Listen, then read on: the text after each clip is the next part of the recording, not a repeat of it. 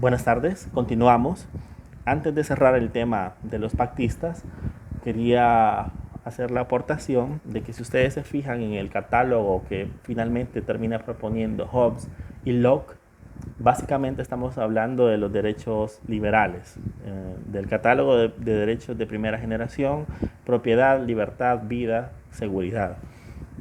Así que viene de ello básicamente esa herencia teórica. Y bueno, hay otro autor entre medio de Hobbes, Locke y Rousseau, que es Pufendorf, Samuel Pufendorf, alemán, a quien se le atribuyen la creación o la incorporación de la influencia de dos conceptos vitales para la actuación estatal posterior, que son la, el Estado como ente moral, así como la dignidad humana. Es pues que Pufendorf considera al Estado casi como, bueno, como una persona ficticia, pero a pesar de ello, al ser conformada por otros suscriptores de dicho pacto, le da una característica de ente moral, es decir, tiene un catálogo de actuación que va con compromisos. Esos compromisos en gran parte se deben a el reconocimiento de la dignidad humana. Es decir, Samuel Pufendorf, si bien no ve, tanto como Hobbes, no ven materializadas sus teorías o su aportación, posteriormente en la creación del Estado moderno, realmente ambos, y Locke también, son la influencia para la actuación del Estado actual.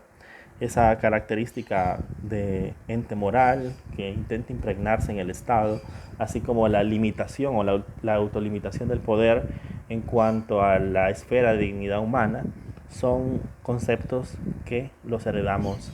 de, en este caso, Samuel Pufendorf. Luego de esta etapa pactista, Pufendorf también, al ser bueno, tener una influencia cristiana protestante, también es un mentor básicamente de la declaración de independencia de Estados Unidos en 1776, y posteriormente, hoy sí, seguimos con el precedente contractualista de los derechos humanos, que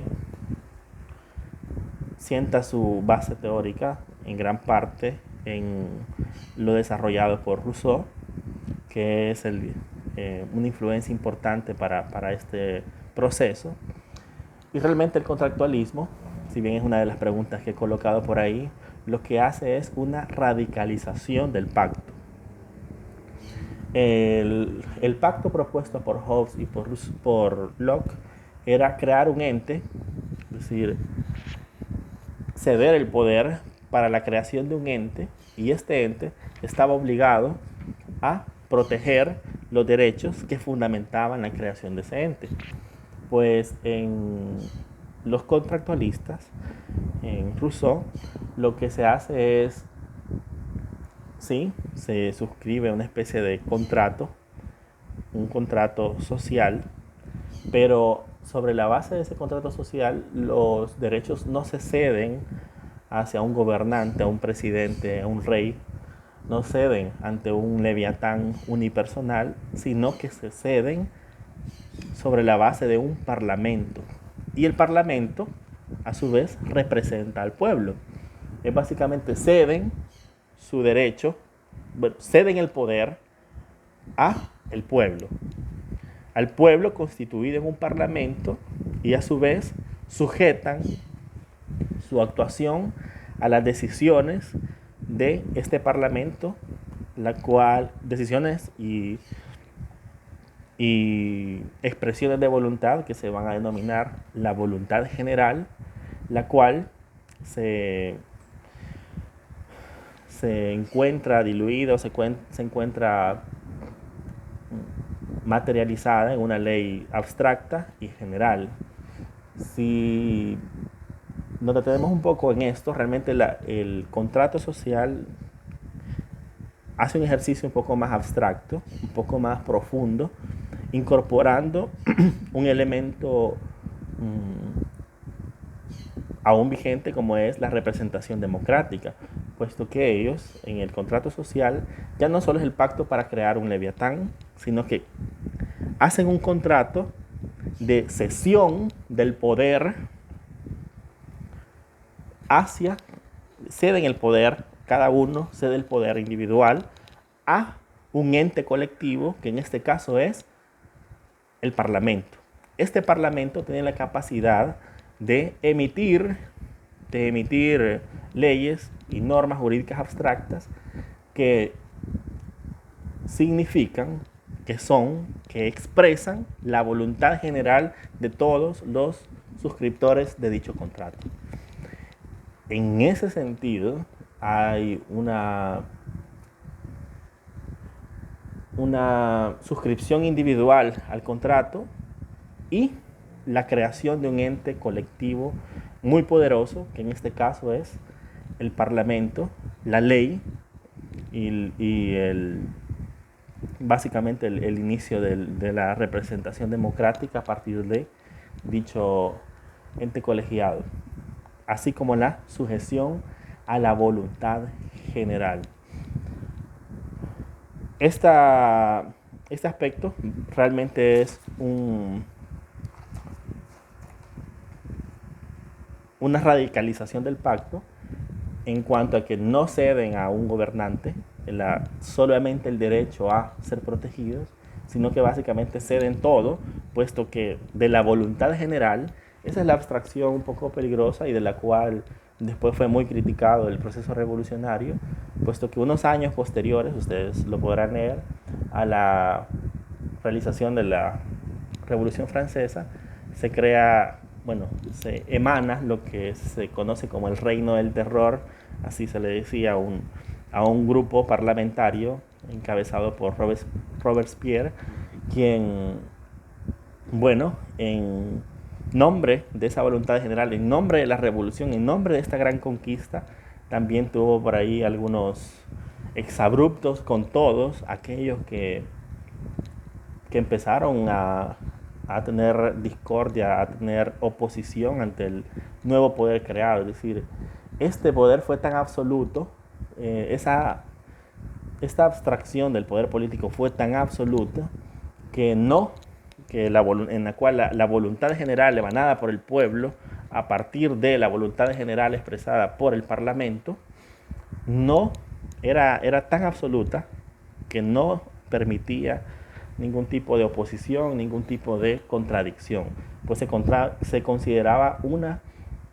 traición a la revolución, una traición a la voluntad general del pueblo francés. Esta etapa contractualista tiene como herencia, realmente es una herencia impresionante, influyente hasta ahora, pues con la aparición del Parlamento, de la voluntad general expresada en la ley abstracta y general, desaparecen, si ustedes se fijan, desaparecen los derechos naturales, puesto que al ceder ya no solamente el derecho natural a ser protegido, pero recuerdan que con Hobbes y con Locke existía la posibilidad de cortar esa relación a partir de cuando el Estado ya no cumplía con el fundamento de su creación. En este caso, en el caso del contractualista,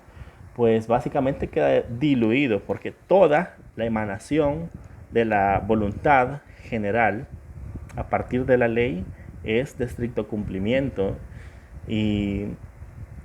se diluye en bastantes sentidos lo que serían los derechos naturales. Básicamente se institucionalizan los derechos. La relación derechos-Estado es básicamente aquí ya indivisible, puesto que la voluntad general del Parlamento, si bien podía ser utilizada para mayores beneficios para el pueblo francés, al estar investido de tanto poder, también podía afectar de determinada manera al pueblo, pero tenía que obedecer, puesto que se dio dicho poder de forma casi absoluta al Parlamento y su sujeción a la voluntad general expresada en la ley. Así es que de nuevo, un avance en cuanto a la democratización, que no era algo no se intuía con el pacto, puesto que no se habla de parlamento, de representación del pueblo con Hobbes ni con Locke. Acá se habla de parlamento, de representación, de mayor participación, aunque era un poco engañosa porque estaba básicamente solo diseñada para la burguesía, pero vemos por ahí un avance, pero se anula aquel resguardo, aquella capacidad de defensa que en su momento significaban los derechos naturales. Básicamente en este punto, en el contractualista, se cohesionan de manera ya perfecta lo que son los derechos, la democracia social y el Estado. La democracia, los derechos, la sociedad y el Estado. Hay una cohesión. Y los derechos pasan a ser administrados básicamente por este nuevo ente que es el Parlamento. Esta es la clase. Pasen muy buena tarde.